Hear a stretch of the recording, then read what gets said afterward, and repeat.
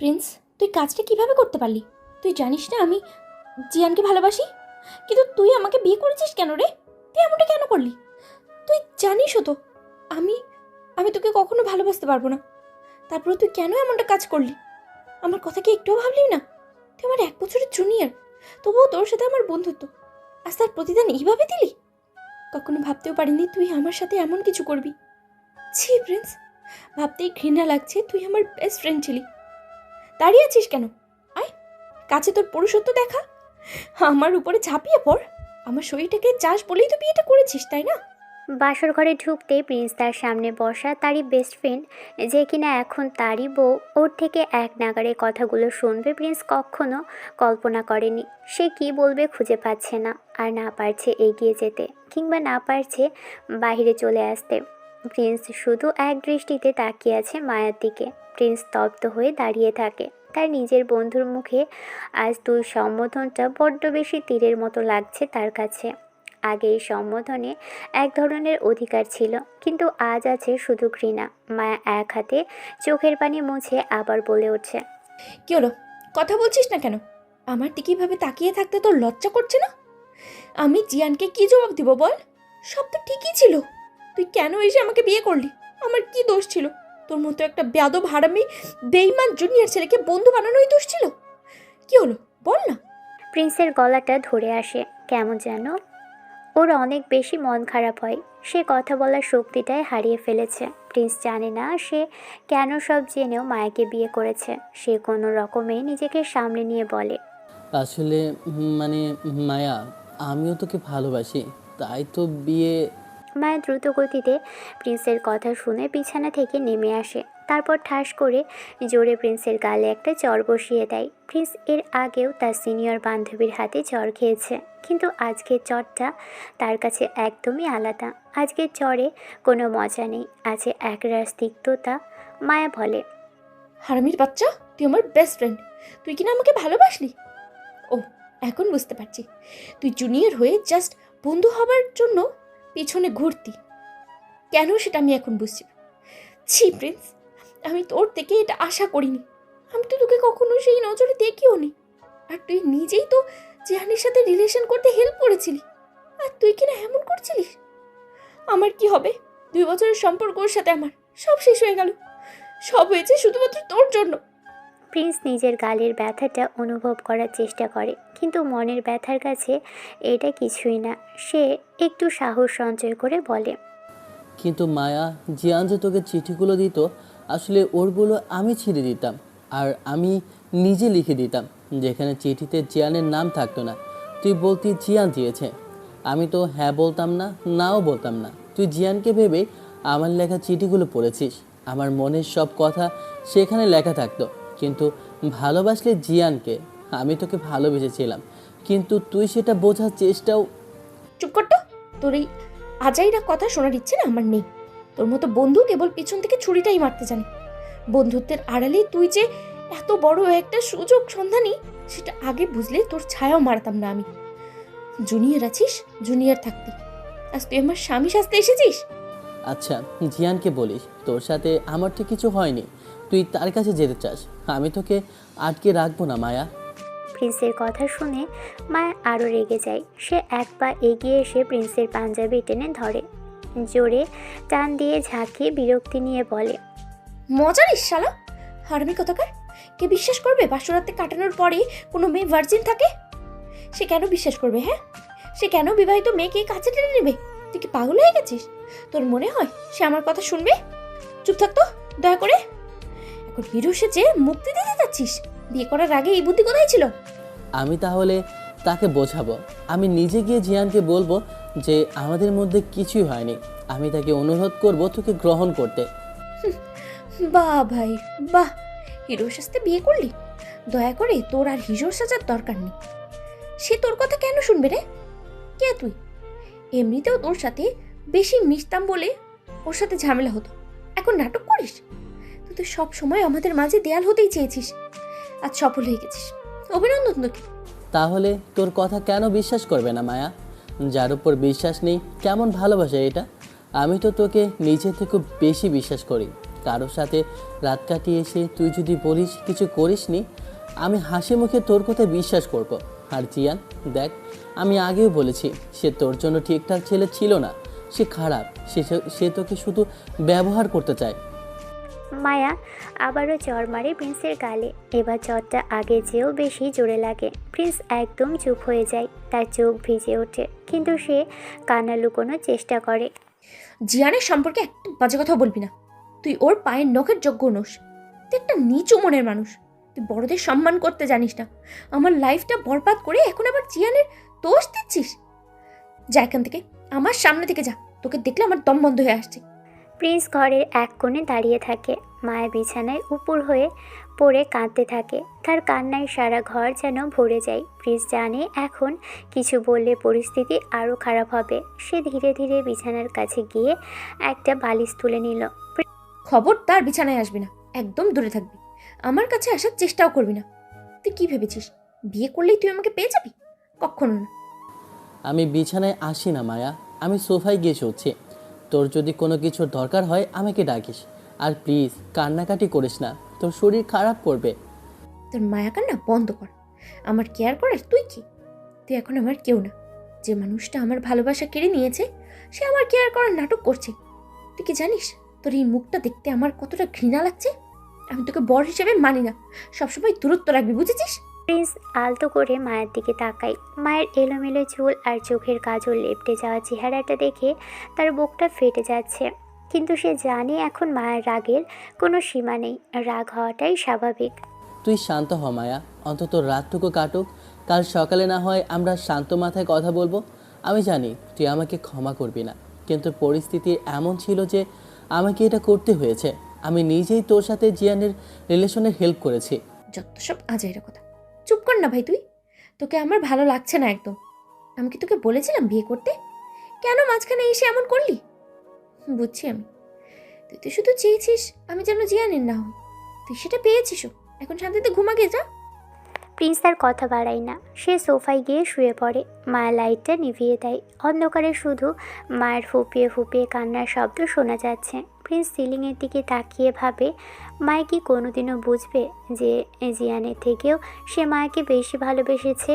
কী করে বোঝাবে সে তার এই রাগী সিনিয়র বান্ধবীকে যে তার এই পাগলামির ভালোবাসা? বাসর ঘরে সোফায় শুয়ে প্রিন্স ছটফট করে। তার দু গালে এখনও মায়ের হাতে চড়ের দাগ জ্বলজ্বল করছে। বাইরে ঝিঝি পোকার ডাক আর ঘরের ভিতরে মায়ের কান্নার শব্দ মিলেমিশে এক অদ্ভুত হাহাকার তৈরি করেছে। প্রিন্স চোখ বন্ধ করলেই চোখের সামনে ভেসে ওঠে সেই দিনটির কথা, যেদিন প্রথম ওই জেদি মেয়েটার সাথে তার দেখা হয়। প্রিন্স শুয়ে শুয়ে ভাবছে কোত্থেকে কী হয়ে গেল। মায়া আর প্রিন্স দুজনেই আজ স্বামী স্ত্রী, অথচ কয়েক বছর আগেও তারা একে অপরের অচেনা ছিল। পরিচয়টা হয়েছিল একেবারে অন্যরকমভাবে।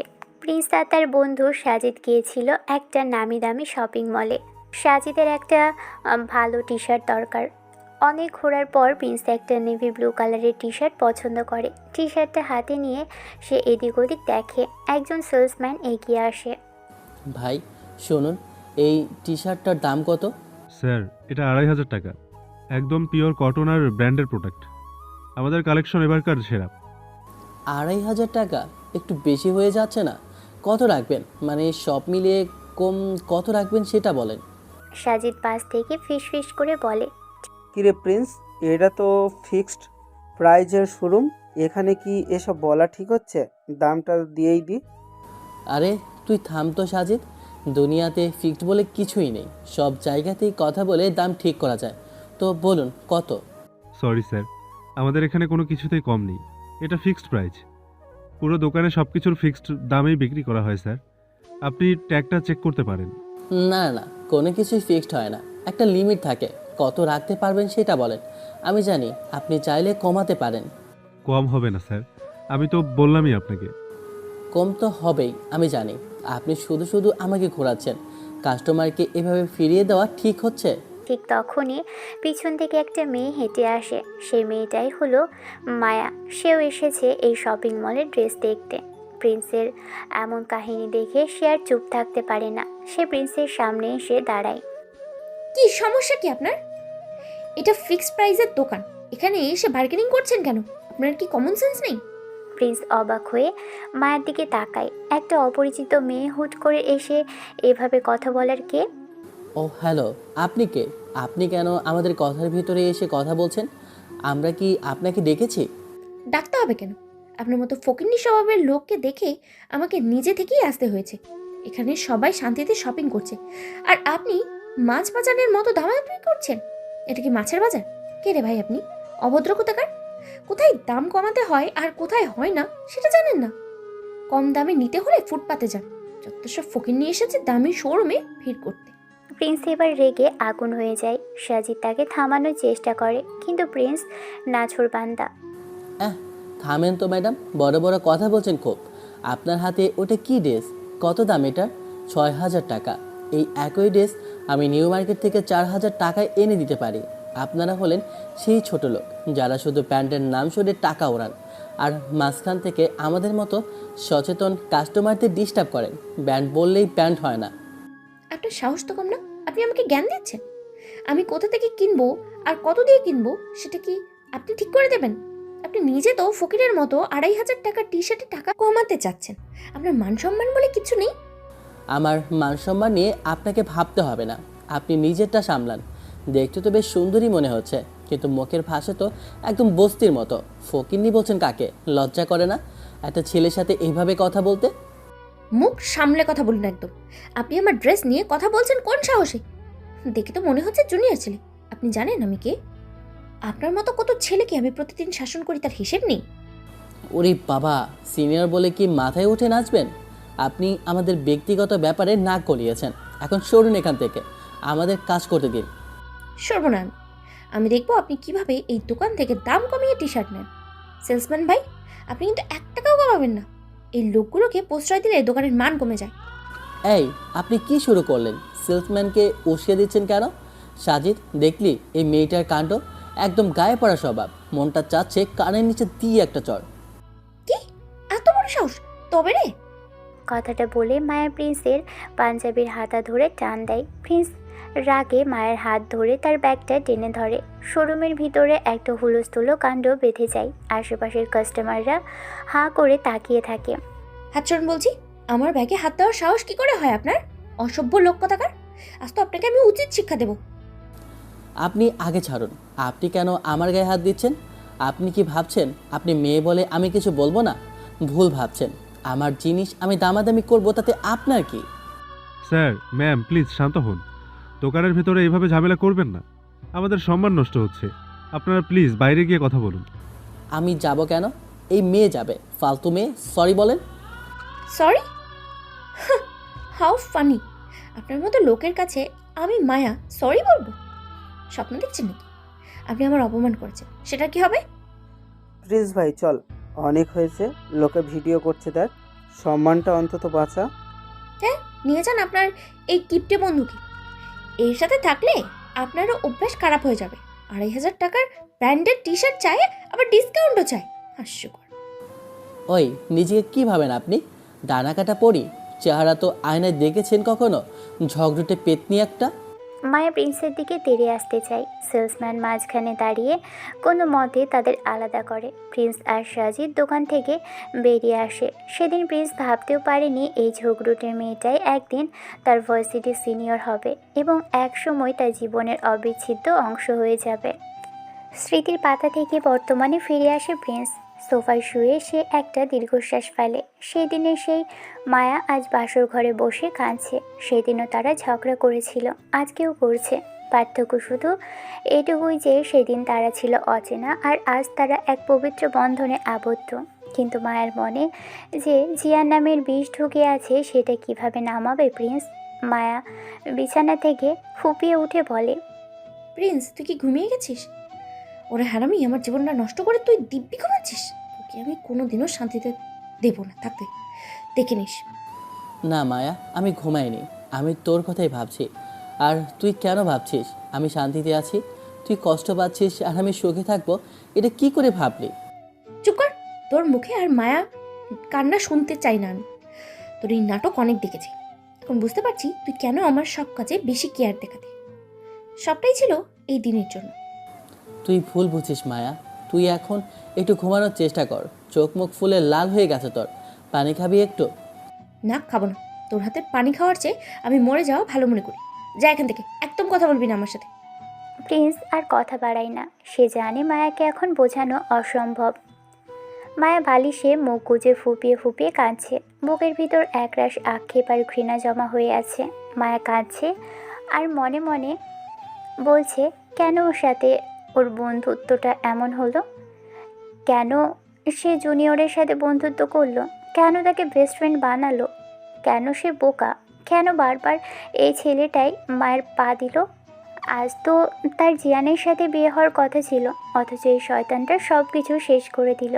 মায়ের স্মৃতিগুলো হুড়মুড় করে ফিরে আসে ভার্সিটির সেই দিনগুলোতে।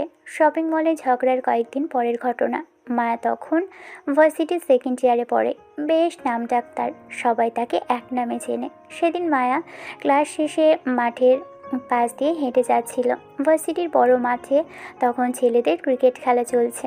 একদল জুনিয়র ছেলে মিলে ক্রিকেট খেলছে। প্রিন্স তখন ক্রিজে ব্যাট হাতে দাঁড়িয়ে। বল করতেই প্রিন্স সজোরে একটা শট খেলে। বলটা উড়ে গিয়ে সরাসরি লাগে মাঠের পাশ দিয়ে হেঁটে যাওয়া মায়ের কপালে। মায়ের কিছু বুঝে ওঠার আগেই যন্ত্রণায় কোকিয়ে ওঠে। কপালটায় হাত দিয়ে চেপে ধরতেই দেখে টপ টপ করে রক্ত পড়ছে। কপালটা বেশ খানিকটা কেটে গেছে। মায়া যন্ত্রণায় মাঠের ঘাসের উপর বসে পড়ে। মাঠে থাকা ছেলেরা সবাই থমকে যায়। মায়াকে চিনতে পেরে সবাই আত্মারাম খাঁচা ছাড়া হওয়ার জোগাড়। কেউ ভয়ে বল আনতে যাওয়ার সাহস পায় না। মায়ের ডেঞ্জারাস মেয়ে, এটা সবাই জানে। তাকে চটানো মানে নিজের বিপদ নিজেই ডেকে আনা। ওরে সর্বনাশ! বল তো গিয়ে মায়াপুর কপালে লেগেছে। এখন তো আমাদের জ্যান্ত কবর দেবে রে। হ্যাঁ শাপিন, যাবি বল আনতে? পাগল হয়েছিস? আমি গেলে তো আমার হাড়গোড় আস্ত রাখবে না। বলটা যেহেতু প্রিন্স মেরেছে, তাই প্রিন্সকেই যেতে হবে। ওই তো প্রিন্স বেটা হাতে দাঁড়িয়ে আছে, ওকে পাঠা। প্রিন্স প্রথমে ঘাবড়ে গেলেও ব্যাগটা বগল দাবা করে এগিয়ে আসে। সে দূর থেকে দেখতে পায় একটা মেয়ে কপালে হাত ধরে বসে আছে। প্রিন্স কাছে আসতেই মায়া মাথা তুলে তাকায়। মায়াকে দেখেই প্রিন্স অবাক হয়ে যায়। এ তো সেই শপিং মলে ঝগড়ুটে মেয়েটা। মায়াও প্রিন্সকে দেখে রেগে ওঠে। কপাল কেটে রক্ত পড়ছে, অথচ মায়ের মেজাজ তখন আকাশে। আরে তুই তুই এখানে কি করছিস? তোর কপালে কি বল লেগেছে নাকি? আন্ধা নাকি তুই? দেখতে পাচ্ছিস না কপাল ফেটে রক্ত পড়ছে? তোরা কি তোরা কি ক্রিকেট খেলছিস নাকি মানুষ মারার প্র্যাকটিস করছিস? তোদের সাহস তো কম না? ক্যাম্পাসের মাঝখানে এখানে খেলছিস কেন? মার তো খেলার জন্যই ম্যাম, বলটা ভুল করে লেগে গেছে। আমি কি ইচ্ছে করে মেরেছি নাকি? আপনি মাঝখান দিয়ে হাঁটলেন কেন? সাইড দিয়ে যেতে পারতেন না? শোন, মুখ সামলে কথা বলবি। আমি কোন দিক দিয়ে হাঁটবো সেটা তুই বলে দিবি? একে তো কপাল ফাটিয়েছিস, তার উপরে আবার মুখে মুখে তর্ক করছিস। তোর মতো বেয়াদব আমি জীবনে দেখিনি। শপিং মলে অভদ্রতা দেখিয়েছিস, আজ আবার কপাল ফাটিয়েছিস। ইচ্ছে করে তো মারিনি, আর আমি তো বল নিতে এসেছি। তুই তো দেখি ঝগড়া করার সুযোগ পেলেই শুরু করে দিস। রক্ত পড়ছে সেটা না দেখে তুই ভাষণ দিচ্ছিস। এই চুপ কর। তুই তুকারি করবি না একদম। তুই আমার 1 বছরের জুনিয়র, সেটা ভুলে যাস না। আজ তোকে আমি ছাড়বো না। তোদের এই ক্রিকেট খেলা আমি বন্ধ করবো আজ। যা যা যা করার কর গিয়ে। বলটা দে এখন, খেলা মাঝখানে আটকে আছে। দেবো না বল? এই বল আমি এখন ড্রেনে ফেলে দেবো। দেখি তোরা কিভাবে খেলিস। মায়া বলটা নিয়ে দূরে ছুঁড়ে মারতে গেলে প্রিন্স মায়ের হাত চাপটে ধরে। দুজনের মধ্যে শুরু হয় ধস্তাধস্তি। মায়া প্রিন্সকে ধাক্কা দেয় আর প্রিন্স মায়ের হাত ছাড়ানোর চেষ্টা করে। আশেপাশে সবাই দৌড়ে আসে ঝামেলা মেটাতে। প্রিন্স ছাড়। আপু আপনিও শান্ত হন, ওর ভুল হয়ে গেছে। আপনারা ঝগড়া থামান। ছাড়বো না আমি এই বেয়াদবকে। ও আমার গায়ে হাত দেওয়ার সাহস পাই কোত্থেকে? তুই জানিস আমি কে? তোকে আজকে রেস্ট্রিকেট করবো আমি। করা না, দেখি তোর কত ক্ষমতা। তুই নিজে গায়ে পড়ে ঝগড়া করছিস, আমি তো শুধু বল নিতে এসেছি। সবাই মিলে অনেক কষ্টে দুজনকে আলাদা করে। প্রিন্স রাগে বলটা নিয়ে মাঠের দিকে চলে যায় আর মায়া রাগে গজগজ করতে করতে মাঠের পাশের একটা সিমেন্টের বেঞ্চে গিয়ে বসে পড়ে। কপালটা তখনও টিপটিপ করে জ্বলছে। রক্ত পড়ে কিছুটা কমলেও মাথাটা অসহ্য লাগছে। মায়া একা বসে বিড়বিড় করে প্রিন্সকে গালি দিচ্ছে। হারামি জুনিয়র, তোর কপালে আজ শনি আছে। এমন চড় দেবো না যে তোর দাঁত সব পড়ে যাবে। বেয়াদব কথা। এমন সময় প্রিন্স আউট হয়। সে সাইকেল নিয়ে ভার্সিটির বাইরে আসে। মায়া একা বসে আছে। হুট করে মায়া কারো উপস্থিতি টের পায়। সে মাথা তুলে তাকাতেই দেখে সামনে সেই প্রিন্স দাঁড়িয়ে আছে। মায়া আবারও রেগে বলে, আবার কেন এসেছিস? মার খেতে মন চাইছে? যা এখান থেকে বলছি। তোকে দেখলে আমার শরীর জ্বলে উঠছে। প্রিন্স কিছু না বলে হাত থেকে একটা প্যাকেট এগিয়ে দেয়। মায়া অবাক হয়ে প্যাকেটের দিকে তাকায়। এটা মেডিসিনের প্যাকেট। এই নে, এখানে স্যাভলন আর ব্যান্ডেজ আছে। কপালটা পরিষ্কার করে লাগিয়ে নে, অনেক রক্ত বেরিয়েছে, ইনফেকশন হতে পারে। মায়া অনেক একটা বড় গালি দিতে গিয়েও মাঝপথে থেমে যায়। সে হাঁ করে প্রিন্সের দিকে তাকিয়ে থাকে। এই ছেলেটা মাত্র কয়েক মিনিট আগে তার সাথে তুমুল ঝগড়া করেছে, আর এখন ঔষধ নিয়ে এসেছে। মায়া প্যাকেটটা নিতে চায় না। লাগবে না তোর দয়া, আমি নিজেই ব্যবস্থা করে নিতে পারবো। তুই যা এখান থেকে। প্রিন্স কোনো কথা না শুনে মায়ের পাশে বসে পড়ে। সে ব্যাগ থেকে একটা পানির বোতল বের করে। মায়া বাধা দিতে চায়, কিন্তু প্রিন্স বেশ কড়া গলায় বলে ওঠে, চুপচাপ বসে থাক, নড়াচড়া করবি না একদম। কপালটা যেভাবে কেটেছে তাতে সেপটিক হয়ে যেতে পারে। একঘেয়েমি করিস না তো। মায়া অবাক হয়ে দেখে প্রিন্স খুব যত্ন করে পানির বোতল থেকে তুলাতে পানি ঢেলে মায়ের কপালটা থেকে রক্ত পরিষ্কার করে দিচ্ছে। মায়ের খুব জ্বালা করছে, কিন্তু প্রিন্সের গম্ভীর মুখের দিকে তাকিয়ে সে আর কিছু বলতে পারে না। প্রিন্স তুলা দিয়ে কপালটা পরিষ্কার করে স্যাভলন লাগিয়ে দেয়। মায়ের যন্ত্রণায় আহ করে উঠলে প্রিন্স ফু দেয় কাটা জায়গায়। একটু সহ্য কর, এখন ব্যান্ডেজটা লাগিয়ে দিচ্ছি। আর শোন, অনেক সরি, আমি আসলে চাইনি এমন কিছু হোক।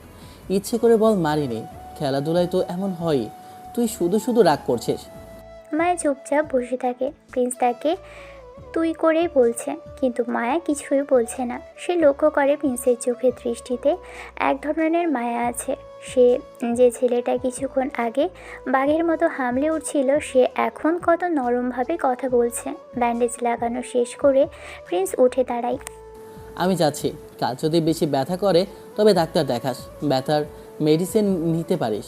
আর শোন, ঝগড়া একটু কম করিস, তাতে প্রেশার কম থাকে। সরি আবারও। আর শোন, আজ থেকে আমরা বন্ধু।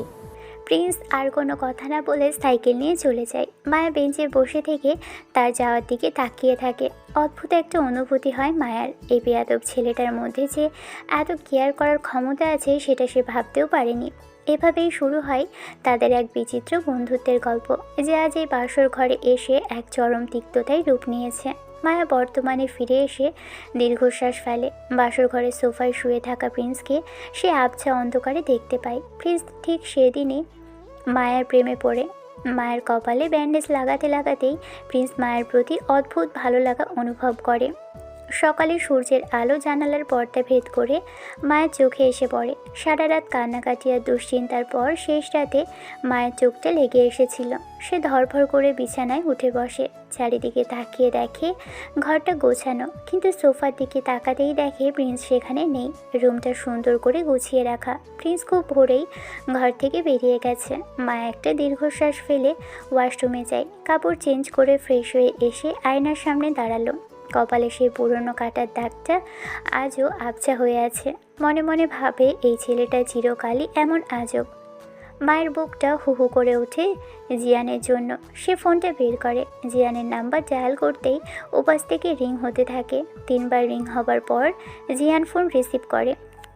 হ্যালো, কে? নাম্বারটা ওকে ডিলিট করে দিছো? কেন ফোন করেছো?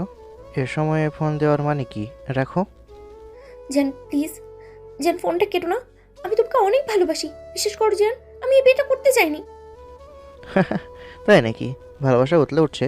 শোনো মায়া, এখন আর এইসব আদিক্ষেতা করে লাভ নেই। তোমার বিয়ে হয়ে গেছে, এখন তুমি অন্য একজনের বউ।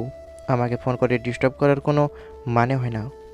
যে তুমি এমনভাবে কথা বলছো কেন? আমি পরিস্থিতির শিকার। প্রিন্সের সাথে কিভাবে বিয়েটা হলো নিজেও জানি না, কিন্তু বিশ্বাস করো আমাদের মধ্যে কিচ্ছু হয়নি। আমি এখনো আগের মতোই তোমার আছি। আমাদের ভেতরে কোনো সম্পর্ক তৈরি হয়নি। চুপ করে একদম। ঢং মারাস না মায়া, গালি দিতে বাধ্য করাস না। বাসরাত কাটিয়ে এখন সতীপনা দেখাচ্ছিস। সারা রাত বরের সাথে সোহাগ করে এখন সকালে আমাকে ফোন দিয়ে নাটক করছিস। ছি, তোর লজ্জা করে না? ফোন রাখ তুই। জেন প্লিজ আমার কথাটা শোনো। প্রিন্স সোফায় শুয়েছিল, ও আমার গায়ে হাত পর্যন্ত দেয়নি। আমি ওকে ঘৃণা করি, আমি শুধু তোমাকেই ভালোবাসি। আরে রাখ তোর ভালোবাসা। বিয়ের আগে বন্ধুর সাথে যেভাবে ডলাডলি করতি, এখন বলিস বাসর ঘরে তোদের কিছু হয়নি। তোকে তো আগেই বলতাম ওই প্রিন্সের সাথে অত মিশিস না। তখন তো বলতি না না জিয়ান, ও তো আমার শুধুমাত্র বন্ধু, আমাদের ভিতরে কিছুই নেই। এখন দেখলি তো, সেই বন্ধুর গলায় হার হলি তো। তোরা দুই বন্ধু মিলে আমাকে ভালোই গাধা বানিয়েছিস। এখন থাক ওর সাথে, আমাকে আর কখনো ফোন দিবি না। বিবাহিত মেয়ের সাথে প্রেম করার শখ আমার নেই। জিয়ান, তুমি আমাকে ভুল বুঝছো। আমি জেনে শুনে ওকে বিয়ে করিনি। আমি তোমাকে সব বুঝিয়ে বলবো। একবার শুধু দেখা করো জিয়ান। ফালতু কথা বন্ধ কর। তোর মতো একটা সস্তা মেয়ের সাথে দেখা করার কোনো ইচ্ছে নেই আমার। তুই এখন ইউজ মাল।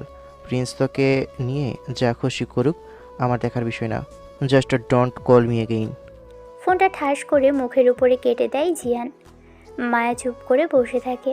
জিয়ানের মুখ থেকে ইউজড মাল শব্দটা শুনে তার মনে হয় কলিজাটাকেও ছিঁড়ে নিয়েছে।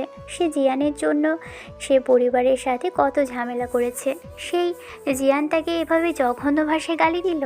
মায়া ফোনটা বিছানায় ছুঁড়ে ফেলে দেয়। তারপর দু হাঁটুতে মুখ গুজে ডুকরে কেঁদে ওঠে। তার মনে হচ্ছে পৃথিবীটা তার পায়ের নিচ থেকে সরে যাচ্ছে। কিছু সময় পর হয়, মায়ের কান্নার শব্দে বাহিরের পৃথিবীর খবর তার কানে পৌঁছয় না। হঠাৎ দরজায় হালকা টোকা পড়ে। মা তাড়াতাড়ি চোখের পানি মুছে ওড়নাটা ঠিক করে নেয়। দরজা খুলতেই সামনে দাঁড়িয়ে থাকতে দেখে প্রিন্সের মা ফতিমা বেগমকে। ওনার হাতে একটা নাস্তার ট্রে আর মুখে হাসি। কি গো মা, ঘুম ভেঙেছে? বৌমা তো এখনো ফ্রেশ হয়নি দেখছি। মা, আপনি আপনি কেন এসব আনতে গেলেন? আমি আসতাম আর ফ্রেশ হয়েছিলাম। ফতেমা বেগম ট্রেটা টেবিলের উপর রাখে। তারপর মায়ের কাছে এসে মায়ের মাথায় হাত বুলিয়ে দেয়। মায়া অবাক হয়ে দেখে প্রিন্সের মায়ের চোখে কতটা মমতা। কেন আসবো না মা? আজ থেকে তুমি এই ঘরের মেয়ে। আমার ছেলের বউ হওয়ার আগে তুমি তো আমাদের কত আপন ছিলে। প্রিন্সের সাথে তোমার বন্ধুত্বের কথা আমি সব জানি। এসো মা, আমার কাছে এসো, বসো। মায়া দোনামোনা করে ওনার পাশে বসে। ফতেমা বেগম মায়ের চিবুক ধরে মুখটা উঁচু করে। মায়ের চোখ ফোলা দেখে ওনার কপালে চিন্তার ভাঁজ পড়ে। কেঁদেছ বুঝি? মা বাবার কথা মনে পড়েছে? নাকি আমার বান্দর ছেলে কিছু বলেছে? মাগো, নতুন জায়গা, নতুন পরিবেশ, একটু খারাপ লাগবেই। কিন্তু ভেবো না যে তুমি পরিবার থেকে দূরে আছো। আমি তোমাকে নিজের মেয়ের মতো করে আগলে রাখবো। কোনো কিছুর অভাব হতে দেব না। না মা, আসলে এমনি। আপনি অনেক ভালো মা। আমি আসলে ভাবতে পারিনি আপনি আমাকে এভাবে গ্রহণ করবেন। পাগল মেয়ে। আমার ছেলেটা তো আস্ত একটা পাগল। সে সব সময় তোমার কথা বলতো মা। ভার্সিটি থেকে ফিরে তোমার কত গল্প যে সে আমাকে শোনাতো। মা, মায়া আজ এই করেছে, মা মায়া আজ ওইভাবে ঝগড়া করেছে। ও তো তোমাকে ছাড়া কিছু বুঝতোই না। আমি তখনই জানতাম আমার ছেলেটা ওর এই সিনিয়র বান্ধবীকে বড্ড বেশি ভালোবাসে। প্রিন্স আপনার কাছে আমার কথা বলতো? শুধু বলতো না মা, ও তোমার জন্য পাগল ছিল। ওর ফোনে তোমার কত ছবি যে ও লুকিয়ে রাখতো, আমি মাঝে মধ্যে দেখতাম আর হাসতাম। ও চাইতো তোমাকে সব সময় আগলে রাখতে। হয়তো ওর প্রকাশের ধরনটা একটু আলাদা বা ভুল, কিন্তু ওর মনে তোমার জন্য কোনো খাদ নেই মা। ও অনেক জেদি, কিন্তু বড্ড নরম মনের। মায়া চুপ করে থাকে। সে বুঝতে পারছে না সে কি বলবে। একদিকে জিয়ানের গালি আর অন্যদিকে প্রিন্সের মায়ের এই আকাশ ছোঁয়া মমতা। প্রিন্স যে তাকে নিয়ে মায়ের কাছেও গল্প করত, এটা মায়ের কাছে একদমই অকল্পনীয় ছিল। এখন চট করে ফ্রেশ হয়ে নাস্তাটা খেয়ে নাও তো মা।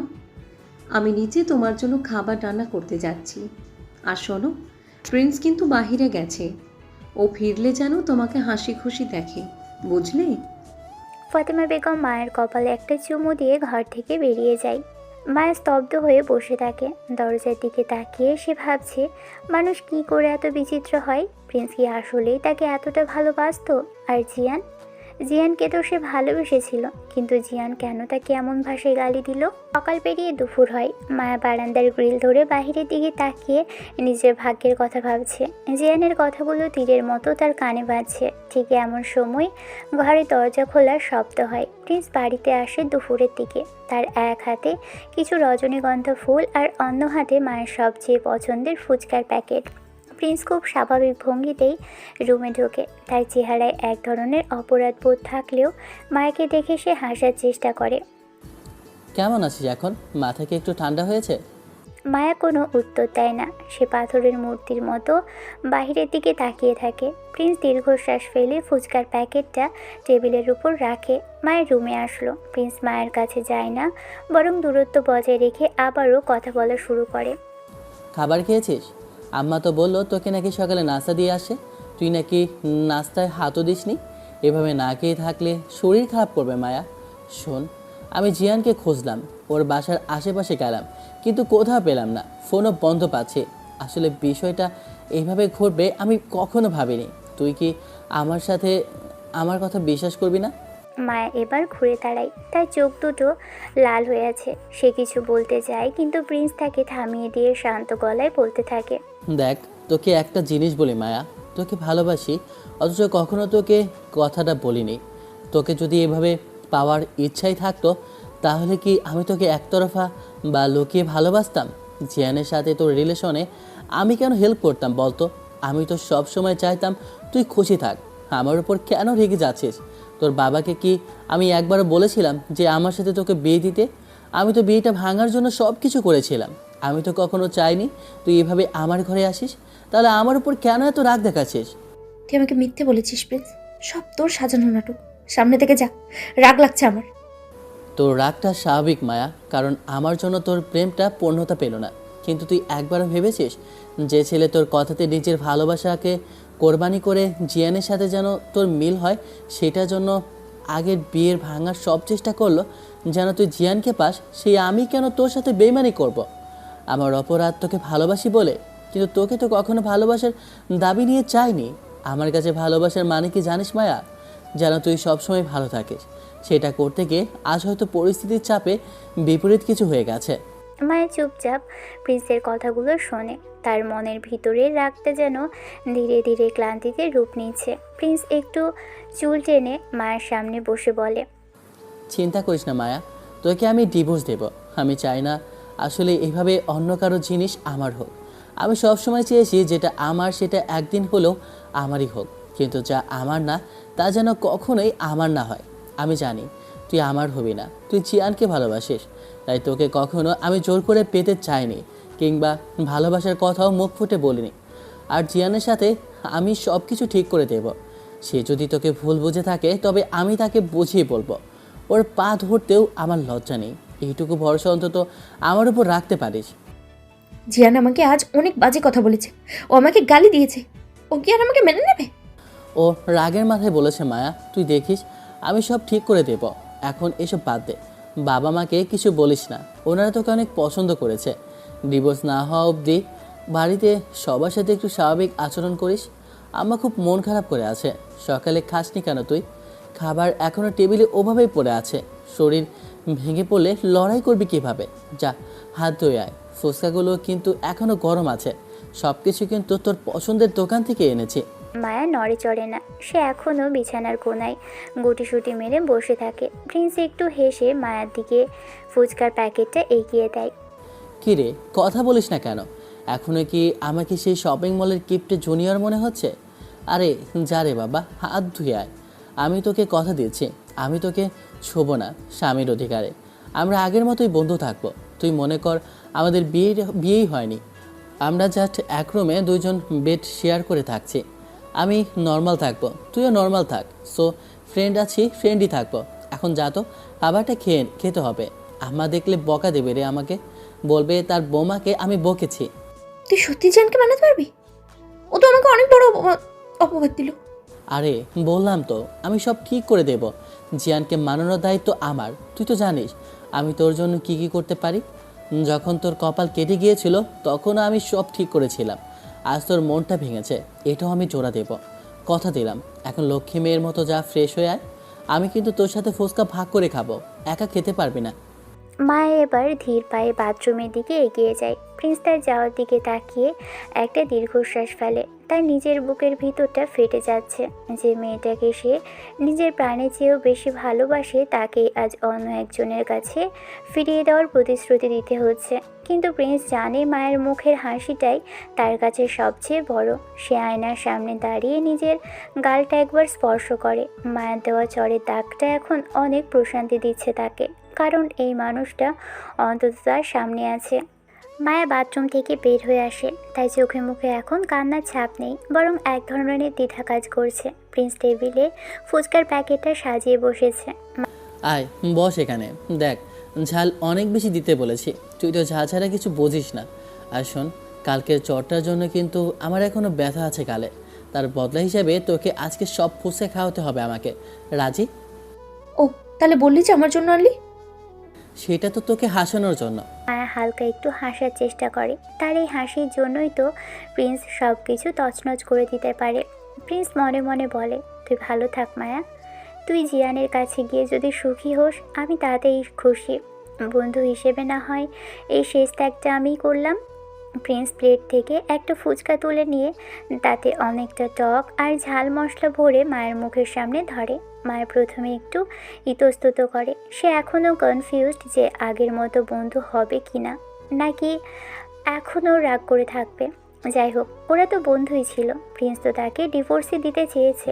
প্রিন্সের চোখে মুখে কোনো রাগ নেই, আজই শুধু একটাই যত্ন। কি রে, হা কর, নাকি এখন ফুচকা খেয়ে তো নখরা করবে? দেখ ঝালটা একদম তোর লেভেলের হয়েছে, ঝাল খেলে তোর মাথার মগজ একটু পরিষ্কার হবে। নে হা কর। আমি নিজে খেতে পারি। তুই দে তো বাটিটা আমার হাতে। তুই খাওয়ালে আমার হজম হবে না। আর তুই হঠাৎ এত ভালো সাজছিস কেন বলতো? কোনো মতলব আছে তো নাকি তোর? একদম না, তুই এখন রোগী, মানসিক রোগী, বুঝেছিস? তোকে খাইয়ে দেওয়ার দায়িত্ব আমার। লক্ষ্মী মেয়ের মতো হা কর বলছি, না হলে কিন্তু জোর করে মুখে পড়ে দেব। তখন আবার বলবি আমি তোর সাথে অসভ্যতামি করি।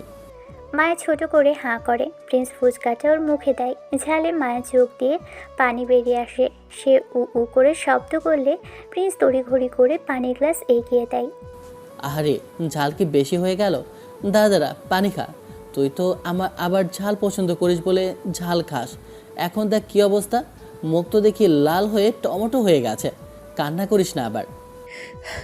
তুই তুই ইচ্ছে করে বেশি ঝাল দিয়েছিস না আমার মুখটা জ্বালানোর জন্য? হারামি একটা তুই, সুযোগ পেয়ে আমাকে জব্দ করছিস। তোর এই ফুচকা খাওয়ানোর আমি গুষ্টি কিলাই। আরে না রে, ঝাল না হলে কি আর ফুচকা হয়? দেখ ঝগড়া করতে গিয়ে তুই খাওয়ার কথা ভুলেই গেছিস। এই নে আরেকটা খা, এটাতে ঝাল একদম কম দিয়েছি। শোন মায়া, রাগ করে থাকলে পেট ভরে না, আর পেট খালি থাকলে বুদ্ধি খোলে না। তুই শুধু শুধু আমাকে ভুল বুঝছিস। আমি কি তোকে কষ্ট দিতে পারি? মায়ের সাথে এই খুনসুটির মাঝেই দরজায় কড়া নাড়ে প্রিন্সের মা ফাতেমা বেগম। তিনি হাসি মুখে ঘরে ঢোকেন।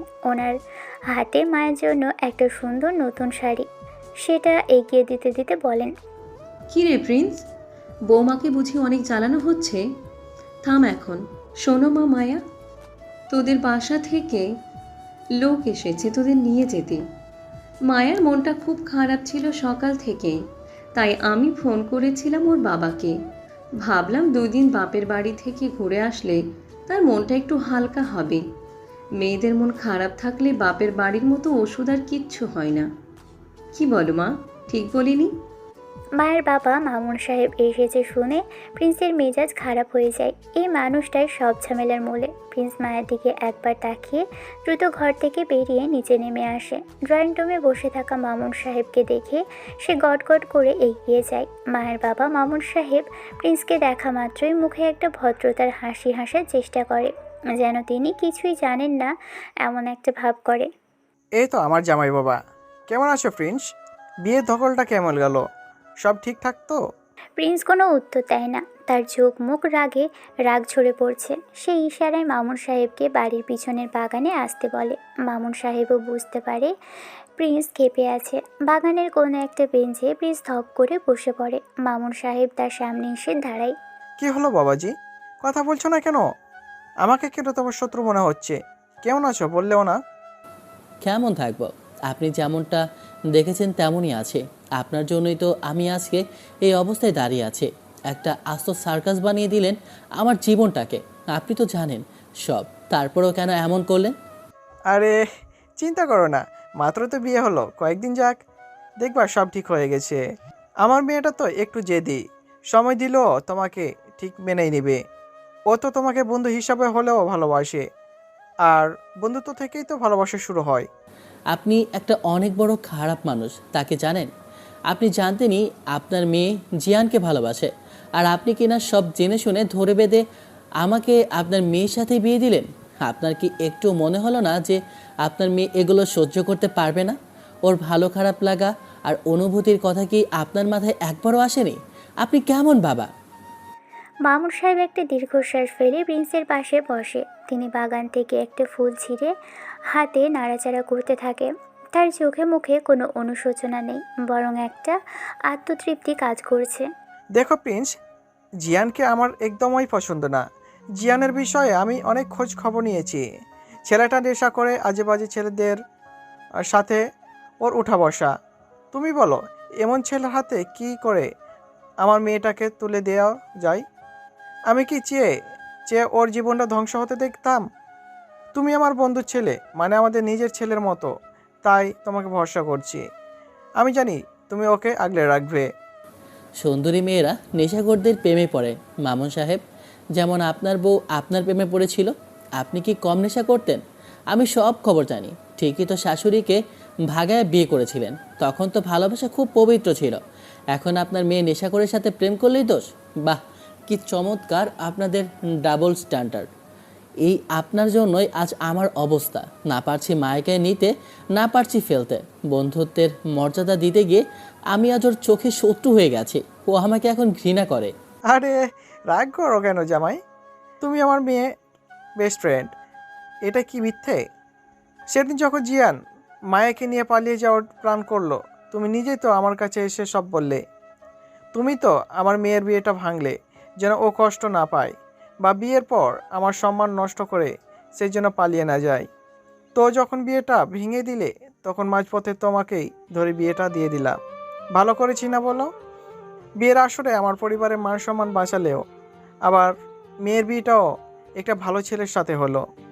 মায়ের বিয়ে ফারহানের সাথে হতে যাচ্ছিল, তুমি এসে ভেঙে দিলে। জিয়ানের সাথে অতদিনে পালিয়ে গেলে তো আর কেলেঙ্কারি হতো। আমি তো শুধু সুযোগটা কাজে লাগিয়েছি।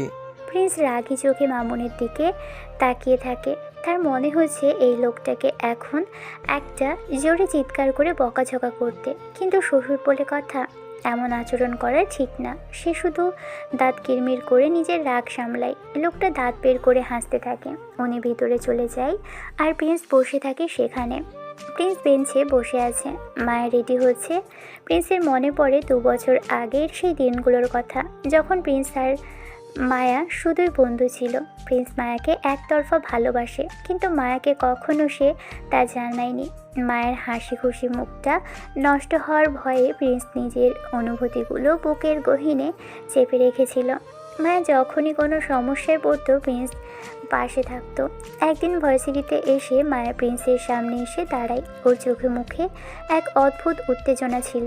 মায়া প্রিন্সের হাত ধরে টেনে মাঠের এক কোণে নিয়ে যায়। জিয়ানকে দেখিয়ে বলে, প্রিন্স দেখ তো ওই ছেলেটাকে, কেমন রে ছেলেটা? নাম জিয়ান, আমাদের 2 ব্যাচ সিনিয়র। কি দারুণ গান গায়, দেখেছিস? প্রিন্স জিয়ানের দিকে তাকিয়েছিল। জিয়ান তখন গিটার হাতে একদল মেয়ের মাঝখানে বসে গান গাইছিল। জিয়ান ভার্সিটির বড় মাপের গায়ক। মায়া এজন্যই জিয়ানকে পছন্দ করেছিল। প্রিন্সের বুকের ভিতর সেদিন একটা মোচড় দিয়েছিল, কিন্তু সে মায়ের খুশি দেখে মুখ ফুটে কিছুই বলেনি। কি রে, কথা বলছিস না কেন? ওকে না দেখলে না আমার দিনটাই কাটে না। প্রিন্স, তুই তো জানিস আমি এসব পারি না। তুই কি ওর নাম্বারটা এনে দিতে পারবি? প্লিজ বন্ধু, আমার জন্য এইটুকু কর। প্রিন্স নিজের কষ্ট চেপে রাখে। মায়ের আবদার মেটাতে সে নিজেই জিয়ানের কাছে গিয়ে ওর নাম্বারটা এনে দিয়েছিল। শুধু তাই নয়, মায়ের সাথে জিয়ানের প্রেমের শুরুটা প্রিন্সই করিয়েছিল। জিয়ানের কাছে মায়ের প্রশংসা করা, মায়ের হাতে জিয়ানের গিফট পৌঁছে দেওয়া, সবই প্রিন্স হাসি মুখে করেছিল। ওর কাছে মায়ের সুখই ছিল শেষ কথা। ওদিকে প্রিন্সের সাথে মায়ের পরিবারের সবার ভালো একটা সম্পর্ক তৈরি হয়। প্রিন্স প্রায়ই মায়াদের বাসায় যেত। মামুন সাহেব আর সালমা বেগম প্রিন্সকে একদম নিজের ছেলের মতো দেখত। প্রিন্সকে তারা ভালো ছেলে হিসেবেই জানে। হুট করে মামুন সাহেব মায়ের বিয়ে ঠিক করে ফরহান নামের একটা বড়লোক পরিবারের ছেলের সাথে। জিয়ানের সাথে সম্পর্কের কথা মায়া বাসায় বলেছিল, তার বাবা মেনে নেয়নি। ফলে মায়ের বাসাতে অনেক ঝামেলাও করে। জোর করে ফরহানের সাথেই মায়ের বিয়ে ঠিক করে। এসব দেখে মায়া পাগল হয়ে যায়। সে প্রিন্সের কাছে আসে। প্রিন্স, তুই কিছু একটা কর। আব্বু ফারান নামে এক ছেলের সাথে আমার বিয়ে ঠিক করেছে। আমি জিয়ানকে ছাড়া বাঁচবো না। তুই তো সব জানিস যে যে করেই হোক এই বিয়েটা তোকে ভাঙাতেই হবে। আমি মরে যাবো, প্লিজ প্লিজ, কিন্তু ফারানকে বিয়ে করবো না। আচ্ছা, জিয়ানকে তোদের বাসায় এসে কথা বলতে বল। সেটা সম্ভব না। যদি বাবা এমন করে তাহলে জিয়ানকে বলেছি বিয়ের দিন পালিয়ে যাব। আরে রিল্যাক্স কর, আমি বিয়ে ভাঙবো। মায়া হাসে, প্রিন্সকে জড়িয়ে ধরে ধন্যবাদও দেয়। প্রিন্স দীর্ঘশ্বাস ফেলে। এভাবেই বিয়ের দিন ঘনিয়ে আসে, কিন্তু প্রিন্স কোনো বুদ্ধি বের করতে পারেনি। বিয়ের দিন যখন বরপক্ষ আসার কথা, ঠিক তখন প্রিন্স ফারহানকে কল করে। শেষ একটা উপায় পেয়েছে প্রিন্স, সেটাই বলে। হ্যালো ফারহান সাহেব, আমি প্রিন্স বলছি, মায়ার খুব কাছের মানুষ। শুনুন, আপনি যার সাথে বিয়ে করতে আসছেন সেই মায়া আসলে আমার ওয়াইফ। গোপনে বিয়ে করেছি আমরা, 1 বছর হয়েছে। সব ডকুমেন্টসও আছে। আমাদের একটা দীর্ঘদিনের সম্পর্ক আছে। আপনি যদি বিয়েটা করেন তবে আপনার জীবন নষ্ট হয়ে যাবে। বিয়ের পরে মায়া কিন্তু আমার কাছে চলে আসবে। ফারহান এ কথা শুনে ভয় পেয়ে যায়। সে ঝামেলা এড়াতে বিয়ের আসরেই আসে না। মামুনকে কল করে জানিয়ে দেয় সে মায়াকে বিয়ে করবে না। মায়া যখন শুনল বর আসবে না, তখন সে মনে মনে খুব খুশি হয়েছে। সে ভাবে এবার জিয়ানের সাথে পালিয়ে যাওয়া সহজ হবে। কিন্তু ঝামেলাটা বাধায় মামুন সাহেব।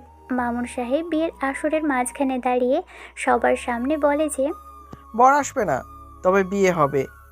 যেহেতু সবাই আমন্ত্রিত, তাহলে বিয়ে কেন হবে না? ছেলে আরেকটা আছে।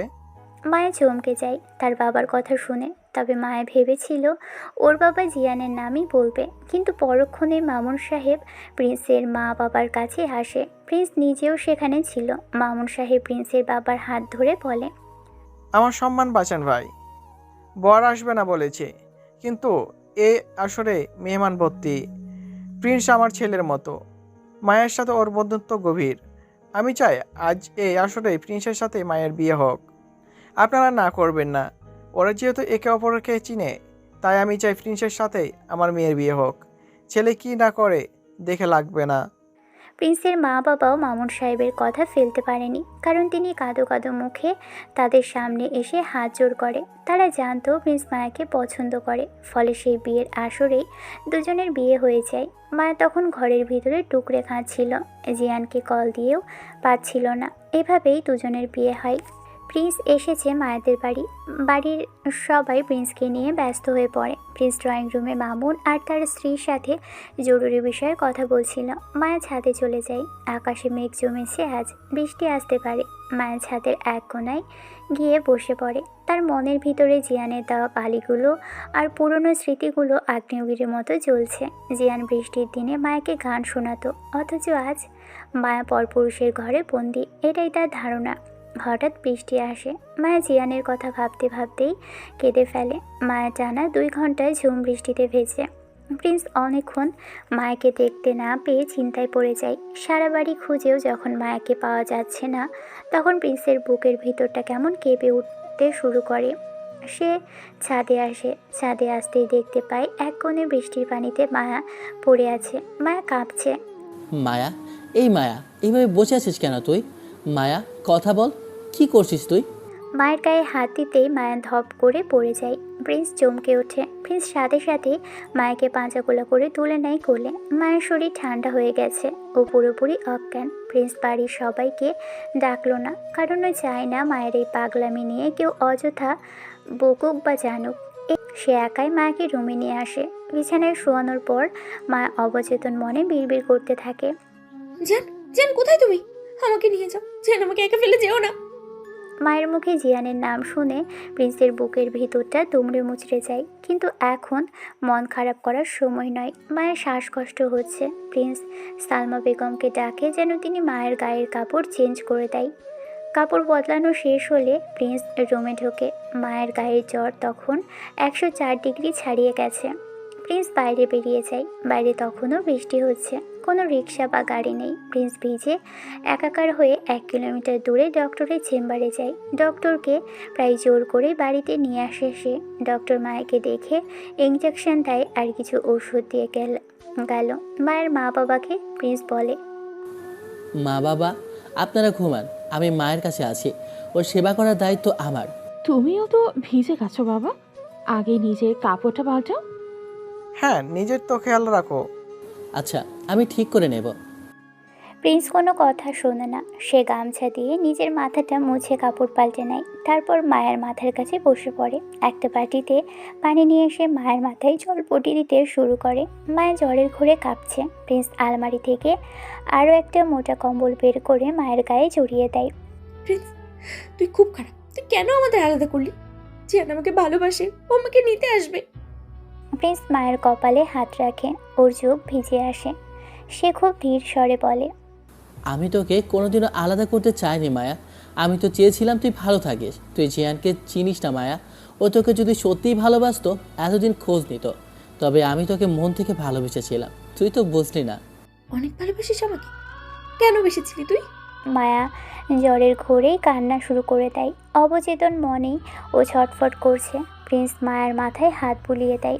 ওর চুলের ভিতরে আঙুল চালিয়ে বিলি কেটে দেয় যেন ও আরাম পায়।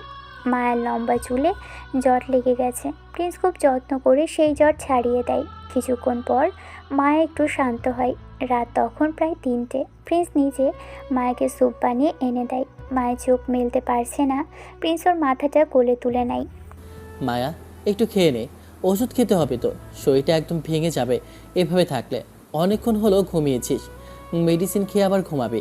আমি খাবো না, আমার খেতে ইচ্ছে করছে না। তুই কেন আমাকে এত কেয়ার করছিস? আমি তোকে মেনে নিতে পারছি না রে। আমি জিয়ানের কাছে যাব, ও আমাকে ভালোবাসে। আচ্ছা নিয়ে যাব তোকে জিয়ানের কাছে, আগে সুস্থ হ। এই যে খা একটু। প্রিন্স চামচে করে মায়াকে স্যুপ খাইয়ে দেয়। মায়া খেতে চাচ্ছে না, তবুও প্রিন্স জোর করে খাইয়ে দেয়। খাওয়ার পর মায়াকে মেডিসিন খাইয়ে আবারও ঘুম পাড়িয়ে দেয়। মায়া ঘুমের ঘোরেও প্রিন্সের জামার হাতা শক্ত করে ধরে রাখে। হয়তো অবচেতন মনে ও এই স্পর্শে নিরাপত্তা খুঁজছে। শেষ রাতের দিকে মায়ের জ্বর কিছুটা কমে, কিন্তু ও আবারও বিড়বিড় করে বলতে থাকে, জিয়ান আমাকে মাফ করে দাও। এই প্রিন্সটা আমাকে আটকে রেখেছে, আমি তোমার কাছে যাবই। প্রিন্স আর সহ্য করতে পারে না। যে জিয়ানকে মায়া এত ভালোবাসে সেই জিয়ানের কোনো পাত্তা নেই। প্রিন্সের দু চোখ বেয়ে পানি গড়িয়ে পড়ে। সে মায়ের হাতটা আলতো করে সরিয়ে দিয়ে উঠে দাঁড়ায়। সকাল হতে চলেছে। ওর ভিতরে ধৈর্য আজ বাঁধ ভেঙে গেছে। সে স্থির করে আজ জিয়ানের সাথে দেখা করবে আর মায়ের কাছে নিয়ে আসবে। প্রিন্স মনে মনে বলে, অনেক হয়েছে মায়া, তুই যার জন্য মরতে বসিস তাকে আমি তোর কাছে আনবই। আমি এখনই জিয়ানকে নিতে যাচ্ছি। ও যদি তোকে নিতে না আসে তবে আজ কিছু একটা হয়ে যাবে। প্রিন্স মায়ের মাথার কাছে বসে শেষবারের মতো ওর কপালে একটা চুমু খায়। তারপর নিজের ফোনটা হাতে নিয়ে রুম থেকে বেরিয়ে যায়। যাওয়ার আগে সে মায়ের গায়ে গরম কাপড়টা ভালো করে টেনে দিল। মায়া একা একটা বিশাল বকুল গাছের নিচে বসে আছে। চারপাশে কুয়াশা। হঠাৎ মায়া দেখতে পাই কালো পাঞ্জাবি পরা একটা ছেলে ধীর পায়ে ওর দিকে এগিয়ে আসছে। ছেলেটার হাতে অনেকগুলো টাটকা কদম ফুল। মায়া প্রথমে মুখটা চিনতে পারে না, শুধু ওর অবয়বটা দেখতে পায়। মুখটা যেন ঝাপসা লাগে। ছেলেটা যখন খুব কাছে আসে ঠিক তখনই মায়া ছেলেটার মুখটা দেখতে পায়। দেখে প্রিন্স ওর সামনে এসে দাঁড়িয়েছে, হাতে এক বিরাট বড় গুচ্ছ শুভ্র কদম ফুল। মায়া নিজের গায়েও আজ কালো পোশাক, কালো পাঞ্জাবিতে প্রিন্সকে অনেক সুন্দর লাগছে, যা এর আগে মায়ের কাছে কখনো লাগেনি। প্রিন্সকে দেখেই মায়ের মুখে এক চিলতে হাসি ফুটে ওঠে। সে মুগ্ধ হয়ে তাকিয়ে থেকে বলে, কি ব্যাপার, তুমি হঠাৎ কোথা থেকে এত ফুল আনলো? সবগুলো তোমার জন্য মায়া। সত্যি? দাও আমাকে, আমি এগুলো নেব। হ্যাঁ দিব, কিন্তু তার আগে তোমাকে একটা কথা বলতে চাই। প্রিন্স মায়ের খুব কাছে এসে দাঁড়ায়। ওর চোখের দিকে তাকিয়ে গভীর স্বরে বলতে শুরু করে, মায়া জানি না ঠিক কবে থেকে, তবে এতটুকু মনে আছে যেদিন তোমার কপাল কাটলো ওই দিন নিজ হাতে তোমার কপাল ছুঁয়ে ব্যান্ডেজ করলাম। সেদিন থেকে আমার প্রতিটা ভাবনায় শুরু আর শেষ হয় তোমাকে দিয়েই হয়েছে। তোমার ওই মায়াবী হাসি আর সহজ কথাগুলো আমার ধূসর জীবনটাকে অনেক বেশি রঙিন করে তুলেছে। লোকে বলে ভালোবাসা মানেই নাকি মায়া, কিন্তু আমি বুঝেছি আমার জীবনে মায়া মানেই ভালোবাসা। আমি চাই না তুমি শুধু আমার বর্তমান হয়ে থাকো, আমি চাই তুমি আমার ভবিষ্যৎ হও। যে পথে কোনো শেষ নেই, নেই পথে তোমার হাত ধরে আমি সারা জীবন হাঁটতে চাই। আমার অগোছালো এই পৃথিবীটাকে কি মায়ার চাদরে জড়িয়ে নেবে? মায়া, আমি তোমাকে অনেক ভালোবাসি। আমার জীবনের বাকিটা পথ কি আমার সাথে থাকবে আমার হয়ে? প্রিন্স মায়াকে প্রপোজ করে উঠে দাঁড়াতেই কোথা থেকে হুট করে একটা ছেলে আসে। মায়া ফুলগুলো প্রিন্সের হাত থেকে নিতে যাবে, ঠিক তখনই ছেলেটা প্রিন্সের পিঠে পিছন থেকে ছুরি মারে। মায়া চমকে উঠে দেখে সেটা আর কেউ নয়, স্বয়ং জিয়ান। জিয়ানের চোখে মুখে পৈশাচিক হাসি। না প্রিন্স! মায়া চিৎকার করে লাফ দিয়ে বিছানায় উঠে পড়ে। ওর সারা শরীরে ঘামছে, বুকটা ধড়ফড় করছে যেন বেশ জোরে। ও বড় বড় করে নিঃশ্বাস নিতে থাকে। তার শরীরে এখন জ্বর নেই, গা ঘেমে গেছে। মায়া আশেপাশে তাকায়, দেখে ও ওর নিজের রুমে। সে এতক্ষণ স্বপ্ন দেখছিল, স্বপ্নে দেখা সেই দৃশ্যটা ওর চোখের সামনে ভাসছে। মায়া হাঁপাতে হাঁপাতে বলে, প্রিন্স! প্রিন্স তুই কোথায়? প্রিন্স! মায়া প্রিন্সকে খুঁজতে থাকে। ঠিক এমন সময় মায়ের ফোনটা বেজে ওঠে। স্ক্রিনে তাকিয়ে দেখে জিয়ানের কল। মায়া চমকে গেল। হঠাৎ করে জিয়ান কেন কল করেছে? সে তো বলেছিল মায়ের সাথে কখনো কথা বলবে না, তাহলে এখন হঠাৎ জিয়ান কল করছে কেন? মায়া দেরি না করে সে তাড়াতাড়ি রিসিভ করে কলটা। জিয়ান মায়াকে গালি দিয়ে বলে, এই মা, কি নাটক শুরু করেছিস? তোর বরকে আমার কাছে পাঠিয়ে কি ভাবছিস আমার কাছে আসতে পারবি? নষ্ট মেয়ে একটা। আমাকে তোর গায়ে হাত দিতে দিস নাই, অথচ ঠিকই তোর বন্ধুর সাথে ডলাডলি করতি। হারামির বাচ্চা, খারাপ মেয়ে। বরের সাথে ফুর্তি করে পেটে বাচ্চা নিয়ে আমার কাছে আসতে চাস। দিয়েছি আজকে বুঝিয়ে। তোর বরকে পাঠিয়েছিস না আমাকে বোঝাতে। শালা পা জড়িয়ে ধরেছিল, অনেক মারছি শরীর বাচ্চাকে। এরপর যদি তুই আমার সাথে যোগাযোগ করার চেষ্টা করেছিস তবে তোর কাপড় খুলে রাস্তায় দাঁড় করিয়ে রাখবো, বুঝেছিস? আসুন, একটা কথা জানার ছিল, তুই প্রিন্সকে আগে থেকে ভালোবাসতি, তাই না? মায়ের কান গরম হয়ে গেছে, মাথাটা ওর চক্কর দিতে শুরু করেছে। জিয়ানের মুখ থেকে এত বাজে বাজে কথা ও গালি শুনে সে আর নিজেকে সামলাতে পারে না। রেগে চিৎকার করে বলে। মায়ের রাগে চিৎকার করে জিয়ানের কথা থামিয়ে দিয়ে বলতে শুরু করে, চুপ কর হারামির বাচ্চা! আর একটা বাজে শব্দ যদি তোর মুখ দিয়ে বের হয় না, তবে তোর জীবন আমি টেনে ছেড়ে ফেলবো। হ্যাঁ, আমি প্রিন্সকে ভালোবাসি। তোর মতো জানোয়ারকে ভালোবাসাই ভুল ছিল। শালা হারামি, তোকে বারবার বলেছি আমি এখনো ঠিক আছি, কিচ্ছু হয়নি আমাদের ভেতরে। শালা কুকুরের বাচ্চা কুকুর, তুই আমাকে বিশ্বাস করলি না? মায়ের মুখে জিয়ান এমন গালি আর বিশ্রী কথা শুনে ওপাশে একদম নিস্তব্ধ হয়ে গেল। জিয়ানের মুখ দিয়ে সামান্য একটা শব্দ পর্যন্ত বের হয় না। মায়ে ঠাস করে জিয়ানের মুখের উপরে ফোনটা কেটে দেয়। জিয়ান আর কল করার সাহস অবধি পায় না। মায়া ফোনটা বিছানায় ছুঁড়ে ফেলে দিয়ে হাঁপাতে থাকে। ওর চোখ দিয়ে এখন আর জিয়ানের জন্য পানি পড়ছে না, বরং নিজের বোকামির জন্য ঘৃণা হচ্ছে। মায়া দ্রুত ঘর থেকে বের হয়। ওর ভিতরে এখনও শুধু একটা মানুষের জন্যই হাহাকার কাজ করছে। সে প্রিন্সের নাম্বারে কল করে, কিন্তু নাম্বারটা অফ দেখায়। মায়া টলতে টলতে ড্রয়িং রুমে আসে। মামুন আর সালমা বসে আছে। বাবা, প্রিন্স কোথায়? কই গেছে ও? ওর ফোন অফ কেন? মামুন সাহেব মায়ের দিকে অবাক হয়ে তাকালো। মায়ের চোখে আজ রাগ নেই, আছে একরাশ চিন্তার চাপ। তুই সুস্থ হয়েছিস মা? যাক, ছেলেটা কি আর আছে বলতে হয়। ওর যত্নে তুই দ্রুত সুস্থ হয়ে গেছিস। মানে কি বলছো বাবা? প্রিন্স কোথায় সেটা বলো আগে। সালমা বেগম এগিয়ে এসে মায়ের হাত ধরে জ্বর চেক করে বলে, জ্বর তো নেই, তবে মানে করিস কেন? তুই জানিস না ছেলেটা কি করছে তোর জন্য? সারা রাত কি ধকল গেছে ওর ওপর দিয়ে, সেটা কি তুই দেখিস নি? কি করছে মা? মামুন সাহেব একটা দীর্ঘশ্বাস ফেলে মায়াকে সোফায় বসালো। তারপর বলতে শুরু করে, প্রিন্স আমাদেরকে সব বলেছে মা। তুই জিয়ানকে ভালোবাসিস। তুই জিয়ানের জন্য কষ্টে ছাদে 2 ঘন্টা বৃষ্টিতে ভিজে জ্বর বাঁধিয়েছিস। আমরা কেউ জানতাম না। প্রিন্স তোকে ওইভাবে ভিজে অবস্থায় ছাদ থেকে কোলে করে নিয়ে এসেছিল ঘরে। জ্বরে তোর চেহারা কেমন ফ্যাকাশে হয়ে যাচ্ছিল। তুই যখন সেন্সলেস ছিলি তখন বমি করতে চাইছিলি কয়েকবার। প্রিন্স ওসব দেখে অস্থির হয়ে পড়ে। সে আমাদের কাউকে না জানিয়ে নিজেই ডাক্তারের কাছে ভিজতে ভিজতে চলে যায়। বাইরে তখন অনেক বৃষ্টি হচ্ছিল। শুধু ডাক্তার ডেকে আন না রে মায়া, ও ভিজে অবস্থায় ডাক্তারকে টেনে নিয়ে আছে, চেক আপ করে।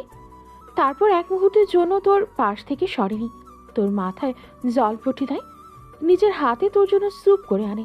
তুই জ্বরের ঘোরে ওকে অনেক বকাঝকা করে শেষ, তবুও তোর মাথায় হাত বুলিয়ে দেয়। সবটুকু সেবাও একাই করেছে। সকালে হঠাৎ কই যেন গেল, বলল জরুরি কাজ আছে, দ্রুত ফিরে আসবে। একটু ঘুমায়নি ছেলেটা। আমি অনেক বললাম কিন্তু খেয়ে যেতে, কিন্তু সে শোনেইনি। মায়া চুপচাপ মাথা নিচু করে সেখান থেকে চলে আসে। ওর বুকের ভিতরটা যেন দুমড়ে মুচড়ে যাচ্ছে। ও নিজের রুমে ফিরে এসে বিছানায় বসে পড়ে। প্রিন্সের কেয়ার করার মুহূর্তগুলো ওর চোখের সামনে ভাসতে থাকে। বিয়ের আগের কথা মনে পড়ে মায়ার। একদিন ভার্সিটিতে মায়ের খুব পেট খারাপ হয়েছিল। মায়ের যন্ত্রণায় সিঁড়িতে বসেছিল। প্রিন্সের বন্ধু সাজিদ এসে জানায় মায়ের সিঁড়িতে বসে আছে, কাঁদছে। তখন ক্লাস ফেলে দৌড়ে গিয়ে ফার্মেসি থেকে পিরিয়ডের সব কিছু এনে দেয়। মায়া যখন হাঁটতে পারছিল না, প্রিন্স তখন নিজের কাঁধে মায়ের হাত নিয়ে তাকে ধরে রিকশায় তুলে দেয়। আরেকবার মায়ের জন্মদিন ছিল। জিয়ান সেদিন মায়াকে উইশ করেনি। মায়া সারা রাত কেঁদেছিল, কিন্তু ঠিক পরের দিন রাত 12টা বাজার আগেই প্রিন্স মায়ের বাসার নিচে গিয়ে দাঁড়িয়েছিল। মায়া যখন বারান্দায় গিয়ে দেখলো প্রিন্স হাতে একটা ছোট্ট কেক আর মোমবাতি নিয়ে দাঁড়িয়ে আছে, তখন মায়ের মনে হয়নি এটা ভালোবাসা। মায়া ভেবেছিল এটা বন্ধুত্বের পাগলামি। আজ মায়া বুঝতে পারছে বন্ধুত্বের সেই আড়ালে কতটা বিশাল এক সাগরের মতো ভালোবাসা লুকিয়েছিল। সারাদিন পার হয়। মায়া পুরোটা দিন দানা পানি কিছুই মুখে তোলেনি। সারাদিন প্রিন্সের কথা ভেবেছে সে, প্রিন্সকে খুঁজেছে সে, কিন্তু পায়নি। বাড়ির ফোন থেকে শুরু করে পরিচিত সবার কাছেই সে খোঁজ নিয়েছে, কিন্তু প্রিন্সের কোনো হুদিস মেলেনি। প্রিন্সের বাড়িতেও ফোন করেছিল, কিন্তু সেখানেও সে যায়নি। সময় যেন কাটছেই না।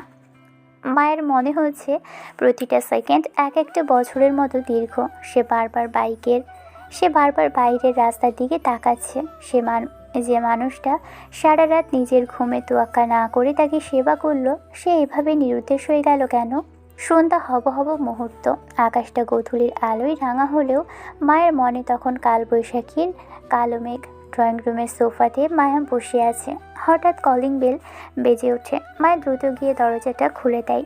দরজা খুলতেই মায়ের বুকটা ধক করে ওঠে। সামনে প্রিন্স দাঁড়িয়ে আছে, কিন্তু এ কোন প্রিন্স? মাথায় ব্যান্ডেজ, যার ভিতর দিয়ে এখনও রক্ত লেগে আছে। এক হাত গলার সাথে ব্যান্ডেজ দিয়ে ঝোলানো, পায়েও ব্যান্ডেজ থেকে রক্তের দাগ দেখা যাচ্ছে। প্রিন্স খুঁড়িয়ে খুঁড়িয়ে ভিতরে ঢুকলো। ওর ফর্সা মুখটা জখমে কালচে হয়ে গেছে। কি ব্যাপার, তুই হঠাৎ, মানে ঠিক আছিস? তুই কেমন আছিস এখন? জ্বর কমেছে কি? আর চোখ মুখ এমন শুকনো লাগছে কেন? সারাদিন কি কান্নাকাটি করলি নাকি? খাস নাই? আরে বাবা, আমি সব ঠিক করে দেব। মায়া স্তব্ধ হয়ে দাঁড়িয়ে থাকে। ওর গলা দিয়ে কোনো স্বর বের হচ্ছে না। যে ছেলেটা নিজে যন্ত্রণায় কাতরাচ্ছে, সে ঘরে ঢুকেই আগে মায়ের জ্বরের খবর নিচ্ছে। মায়ের চোখের পানি কোনো মতে আটকে রেখে কঠিন গলায় বলে, তার আগে বল, তুই কোথায় গিয়েছিলি? আর তোর এই অবস্থা কেন প্রিন্স? কার সাথে মারামারি করছিস তুই? আমি জিয়া। প্রিন্স কথা শেষ করতে পারে না। সে হঠাৎ চুপ হয়ে যায়। আসলে প্রিন্স সকালে জিয়ানের বাড়ির সামনে গিয়েছিল। জিয়ানকে দেখতে পেয়ে প্রিন্স তার হাত চেপে ধরে বলেছিল, ভাই, মায়া তোমাকে অনেক ভালোবাসে, দয়া করে মায়াকে কষ্ট দিও না। আমি কসম করে বলছি, ওর সাথে আমার কিছুই হয়নি। আমি স্যার পরিস্থিতি সামাল দিতে বিয়েটা করেছি। প্লিজ ওরে গ্রহণ করো। অনেক কষ্ট পাচ্ছে। সারাটা সময় ও শুধু তোমার কথা বলে। ও জিয়ান ছাড়া আর কিচ্ছু চেন না। তুই এসেছিস, এই নষ্ট মেয়ের জন্য এসেছিস? দূর হয়ে যা চোখের সামনে থেকে। যে মেয়ে বিয়ের পর বরের সাথে রাত কাটায়, সে আর ভার্জিন থাকে না। চলে যা বলছি। ওর মতো একটা বাজে মেয়ের জন্য দালালি করতে আসবি না। দেখো ভাই, ওর জন্য অনুরোধ করতে এসেছিলাম, দয়া করে ওর চরিত্র নিয়ে বাজে কথা বলবে না। এর ফল ভালো হবে না কিন্তু। জিয়ান তখন প্রিন্সকে ধাক্কা দেয়। প্রিন্স তখনও চুপ ছিল। জিয়ান বলে, কি করবি তুই, হারামের বাচ্চা? তুই আমার প্রেমিকাকে বিয়ে করে তার জন্য আবার দালালি করতে আসিস? খুব মজা না ওর শরীরে হাত পোলাতে? কতটুকু টেস্ট পেলি ওর? প্রিন্স নিজেকে আর সামলাতে পারেনি। জিয়ানের কলার ধরে একটা সজোরে ঘুষি মেরেছিল মুখে। এরপরই জিয়ানের বন্ধুরা চারপাশ থেকে প্রিন্সকে ঘিরে ধরে। তারা তাকে একা পেয়ে অনেক মারে। সারাদিন প্রিন্স হাসপাতালেই ছিল। জ্ঞান ফেরার পর কোনো মতে বাসায় ফিরেছে। হ্যাঁ বল, প্রিন্স কোথায় ছিলি? জিয়ান কি? কথা শেষ কর, সত্যিটা লুকাচ্ছিস কেন? এই অবস্থা কেন বল? ও হ্যাঁ, আসলে তোর আর আমার ডিভোর্সের বিষয়ে কথা বলতে গিয়েছিলাম। কথা বলেছি উকিলের সাথে। উকিল বলল 3 মাস সময় লাগে এটা কার্যকর হতে। তাই ভেবেছি আমি এই 3 মাস তোর কাছে বা সামনেও আসবো না। আমাকে নিয়ে তোর ভাবা লাগবে না। আর জিয়ানকে সবটা বুঝিয়ে বলেছি, ও রাজি। জিয়ানও সব কিছু মেনে নিয়েছে। তুই ওর কাছে যেতে পারবি। ঠাস করে চড় মারে মায়া প্রিন্সের গালে। প্রিন্স টাল সামলাতে না পেরে সোফাতে এসে ধপ করে বসে পড়ে। মায়ার রাগে কাঁপছে। প্রিন্স ফ্যাল করে তাকিয়ে থাকে মায়ের দিকে। সে বুঝতেই পারছে না কেন চড়টা খেলো। ঠিক তখনই সিঁড়িতে এসে দাঁড়িয়েছে মায়ের মা আর বাবা। মায়া চিৎকার করে বলতে শুরু করে, তোর গায়ে ব্যান্ডেজ কেন? সেটা না বলে তুই জিয়ানের কথা বলছিস? এই, তোকে বলেছি আমি জিয়ানের কাছে যা। ওই জানোয়ারের নাম আমার সামনে আর নিবি না খবরদার। জিয়ানের কাছে কেন গিয়েছিলি তুই? মারামারি করেছিস কেন? আমি সব জানি প্রিন্স। জিয়ান তোকে মেরেছে তাই না? চল আমার সাথে। ওই হারামির বাচ্চাকে আজকে মেরেই ফেলবো। তুই কেন আমার জন্য মার খেতে গেছিস প্রিন্স? কেন? প্রিন্স অবাক হয়ে তাকিয়ে থাকে মায়ের দিকে। মায়ের হলোটা কি? যে মেয়েটা কালো জিয়ানের জন্য পাগল ছিল, সে আর জিয়ানকে জানোয়ার বলছে? আর প্রিন্সের জখম থেকে এভাবে ভেঙে পড়ছে কেন? প্রিন্স শুধু অপলক মায়ের দিকেই তাকিয়ে থাকে। হুট করে মায়া হাউমাউ করে কেঁদে ফেলে। মায়ের কান্নার শব্দটা পুরো বাড়িতে প্রতিধ্বনিত হতে থাকে। বাড়ির বড়রা কেউ কোনো কথা বলছে না। মামুন সাহেব আর সালমা বেগম সিঁড়ির উপরে দাঁড়িয়ে স্তব্ধ হয়ে দেখছে তাদের আদরের মেয়েটার এই আমূল পরিবর্তন। মায়া হঠাৎ করে সোফায় বসে থাকা প্রিন্সের দুপা শক্ত করে জড়িয়ে ধরে মেঝের উপর বসে পড়ে। প্রিন্স চমকে ওঠে। ব্যথায় ওর কুচকানো মুখটা আরও ফ্যাকাশে হয়ে যায়। আমাকে কি মাফ করা যায় না প্রিন্স? আমি জানি আমি অনেক খারাপ। আমি একটা আস্ত অকৃতজ্ঞ। তোকে আমি কোনো দিন বুঝিনি প্রিন্স। তোকে শুধুই বন্ধু ভেবেছি। তোর দেওয়া কেয়ারগুলোকে অধিকারহীন ভেবে উড়িয়ে দিয়েছি। কিন্তু তুই আসলে অন্যরকম। আমার বোঝা দরকার ছিল তুই শুধু আমার বন্ধু নোস, তুই আমার সব কিছু। তুই আমার অক্সিজেন প্রিন্স। মায়া প্রিন্সের পায়ের উপর মাথা রেখে অঝরে কাঁদতে থাকে। ওর চোখের পানিতে প্রিন্সের পায়ের ব্যান্ডেজটা ভিজে উঠছে। প্রিন্স অস্বস্তিতে নড়ে চড়ে বসে। সে মায়ের হাত থেকে প্রিন্সের পা ছাড়ানোর চেষ্টা করে। মায়া ছাড়, কি করছিস এসব? মুরব্বিদের সামনে দাঁড়িয়ে আছে। তুই অসুস্থ, রুমে যা। পা ছাড় বলছি। ছাড়বো না। যতক্ষণ না তুই আমাকে মাফ করেছিস ততক্ষণ আমি এই পা ছাড়বো না। তুই আমাকে যা ইচ্ছে শাস্তি দে। তুই চাইলে আমাকে চড় মার, কিন্তু ওই ডিভোর্সের কথা আর বলবি না। আমি তোকে ছাড়া কোথাও যাব না। আমি তোর উপরে অনেক অন্যায় করেছি প্লিজ। তোর সুন্দর জীবনটা আমি নষ্ট করে দিয়েছি ওই লম্পট জিয়ানের জন্য। আমাকে একটা সুযোগ দে প্লিজ। একটা সুযোগ তো পাওয়াই যায়। যদি এবার তোর বিশ্বাস রাখতে না পারি তবে তবে তুই যা শাস্তি দিবি আমি মাথা পেতে নেবো। তবুও তুই আমাকে দূরে ঠেলে দিস না। প্রিন্স একটা দীর্ঘশ্বাস ফেলে। ওর চোখে মুখে তখনও যন্ত্রণার ছাপ। সে মায়ের চোখের দিকে তাকিয়ে বলে, বাহ, চমৎকার তো মায়া। যখন জানতে পারলি জিয়ান একটা জানোয়ার, জিয়ান খারাপ, জিয়ান তোকে বিশ্বাস করে না, তখনই তুই আমাকে ভালোবাসতে আসলি। মানে আমি কি তোর সেকেন্ড অপশন? যদি আজ জিয়ান তোকে বলতো মায়া চলে আসো আমার কাছে, আমি তোমাকে ভালোবাসি, তবে তুই তো ঠিকই দৌড়ে ওর কাছেই যেতিস। আমাকে তো তখন চিনতিসই না।